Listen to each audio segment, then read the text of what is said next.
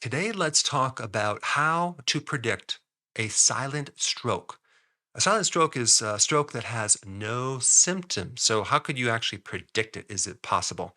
Well, we're going to use this book right here, one of my favorite books. It's called The Technology of War. You probably heard of The Art of War by Sun Tzu, but The Technology of War was written by this guy who found that there's so many confusions in the art of war, he decided to learn Mandarin Chinese and transcribe the entire original text. And he was curious about if the original text was the same as some of these books that are put out there, The Art of War, or slightly different. And in a thumbnail, he found out that that original text was severely altered to the point of a lot of false information, a lot of confusing information. And so it's really difficult to make sense out of the art of war. And even if you look at the original text on the name of the book, it wasn't even called The Art of War because art implies more maybe creativity, but technology is a very specific thing. And so the technology of war is Sun Tzu's original transcript on how he won so many wars. So we're going to apply that to the body. And the reason I'm going to do this is because of this word prediction. This book is really into predicting things like number one, if you should go into battle or not. You can predict that based on your advantages and things like that. If you only have a 10% chance of winning a battle, you better not go to war. You better run in the other direction as fast as you can because there's no advantage there. You're going to lose. So he talks a lot about certain things or like clues or indicators to know if you're going to be successful or not. So we can apply that to the body too, and especially with the area of strokes. So even though you don't have this obvious symptom to tell you're going to get a stroke, there are some things that can very easily give you information to know if you are going to have a stroke or not. And another really good reference or paragraph, which I'm going to paraphrase, has to do with being victorious, knowing yourself and knowing your enemy. So if we were to apply this to health, it's very important to understand the nature of a stroke as well as how our body reacts to it and how potentially we can avoid it. So, what do we know about silent strokes? There are strokes that occur without any symptoms at all. You have it and you don't even know you had it. Apparently, the damage that it creates in the brain doesn't affect vital areas. So, you might not even feel anything other than maybe a little bit of a lapse in memory, maybe some fatigue, maybe some dizziness, maybe even a mood change. And what's interesting about these silent strokes is that in one reference I read, they occur 5 times more than the strokes that create all the classic symptoms, like half of your body being numb or weak, or having cognitive dysfunction, or having slurred speech. But typically, if someone has a stroke, whether it's a silent stroke or another stroke, they're very likely to get another one. And strokes are basically the fifth leading cause of death in the US and the second leading cause of death in the entire world. So, what else do we know about strokes? Well, there's a lot of different aspects to strokes, but I'm basically going to talk about the most common situation with strokes. Okay. You have these two coronary arteries that come up through the neck, through here. They supply the brain with blood. There's some other arteries, but these are the primary ones. And then they kind of merge with some other arteries called the medial cerebral arteries. And most of the strokes, like over 50% of the strokes, occur in one of those main arteries. The most common type of strokes that occur in one of these arteries, like 85% of these strokes, is a situation where the blood clot originates in one of those arteries in the brain. So if we were to know the enemy or know the blood clot, if we take a look at a blood clot, what is a blood clot? And is it really an enemy?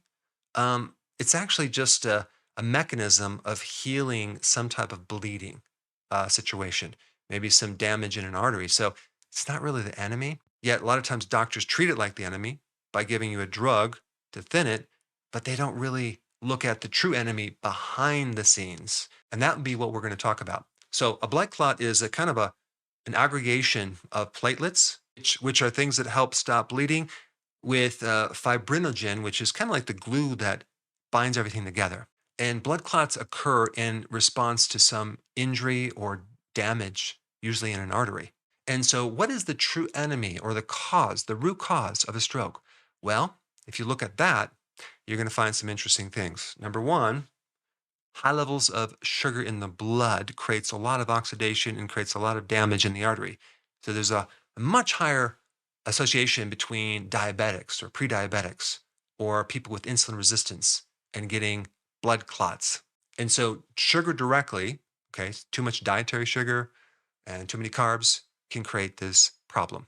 Not to mention, it really increases your inflammation as well as something called the sympathetic nervous system. That's right, the stress response. And that leads us to number two. That would be adrenaline, or you can call it epinephrine, the same thing. So, adrenaline comes from stress, and adrenaline can directly increase the risk of getting a stroke, especially chronic adrenaline or epinephrine from chronic stress. Chronic stress causes a vasoconstriction, but it also creates a lot of inflammation and it creates your body running on glucose. That's right, glucose. I did another video on this, and this is interesting because now this overlaps with number one, eating a lot of sugar. But in this case, you're not eating any sugar. The sugar that is there is coming from the stress state. So this combination of eating a high carb diet with stress is just a deadly combination for so many issues. These things I'm talking about are the true enemies that we need to understand and try to reduce as much as possible. And when we get to chronic stress, there's many different types of stress. And I think the biggest stress is emotional stress, especially losses, loss of a loved one, loss of a job, loss of money, loss of anything can be very, very devastating to your body. And then we also have the side effect from medication, like HRT, hormone replacement therapy. That would be the exposure to a lot of estrogen. Also, birth control pills also increase the risk of getting these strokes. And then number four is smoking. Now, how could smoking, you're breathing it in with your lungs, cause a stroke? Well, where does that smoke and chemicals go? It goes to your lungs and right into your bloodstream that's carried up to the brain. And the smoke that ends up in your brain creates a lot of oxidation, free radical damage, and a lot of other issues. And then we have number five. This is another thing. It's hypertension. Now, this might not be the enemy either, just kind of like the tip of the iceberg that there's something else underneath it. But just the fact that you have hypertension can cause a different type of a stroke, which is a hemorrhagic, which you're bleeding because it blew a blood vessel. But if we take a look at hypertension, and what's interesting about hypertension is that 90% of hypertension is classified as essential, or another name for essential is primary. And what does that mean? Well, both of those terms describe hypertension of an unknown cause. Yet so many people are being treated by high blood pressure. I mean, it's pretty wild. I think there's probably a great advantage of keeping that cause unknown because you can actually make a lot of money on medication. But the point is that if you research hypertension and all the different mechanisms, you're pretty much going to end up with the real cause being either one of three things, okay, most commonly. Number one, insulin resistance. If you take a look at high sugar diets or high carb diets, it thickens the wall of the artery. It makes the artery stiff. Okay, so there's no more elasticity. So you're going to increase pressure just from that. So again, that crosses over with the number one thing, which is the high sugar in the diet. Number two, a potassium deficiency. Now, what does potassium have to do with the arteries? Well, potassium keeps the arteries elastic. It keeps them flexible. And without potassium, your arteries can become very hardened and your blood pressure can go up. There's a lot of data on having enough potassium in keeping your blood pressure normalized. And where does potassium come from? Well, it comes from a lot of the foods that are high in magnesium too, and that would be the leafy greens. The average person consumes only like a cup and a half of vegetables a day, where they really need about 7 to 10 cups of salad per day, or 4 to 5 cups of regular vegetables. And a lack of potassium also can cause problems with arrhythmias like atrial fibrillation, which is another predisposing factor of getting a stroke.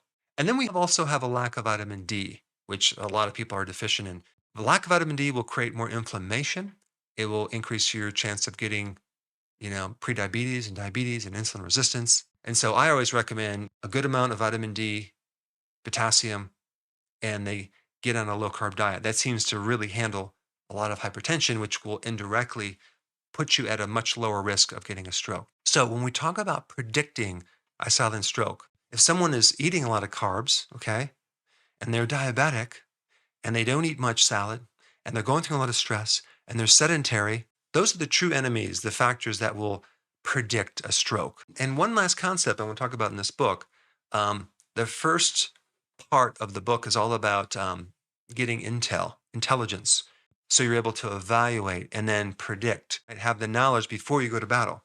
Because if you go to battle or battled with an illness, a sickness, let's say you're battling cancer, for example, directly with chemotherapy and everything else, and just throwing everything out the wall to try to reverse the situation, the outcomes are not that great. If we understand the body, as well as a lot of these other conditions. And that is what my YouTube channel is all about, giving you the information so you can estimate things or evaluate things, and you can predict things, and you can prevent a lot of health problems down the road. So, number one, get on keto and intermittent fasting. Number two, make sure you have enough salad in your diet. That way you get the potassium and magnesium. Number three, start a regular exercise program to flush out the adrenaline and the stress that builds up that ends up creating a lot of problems and killing a lot of people. And also make sure that you're eating nutrient-dense foods to provide the B vitamins, vitamin C, vitamin E, vitamin D, for all the other support for creating a healthy body. Now, if you haven't seen this very popular video on the best meal to clean out your arteries, I put it up right here. Check it out.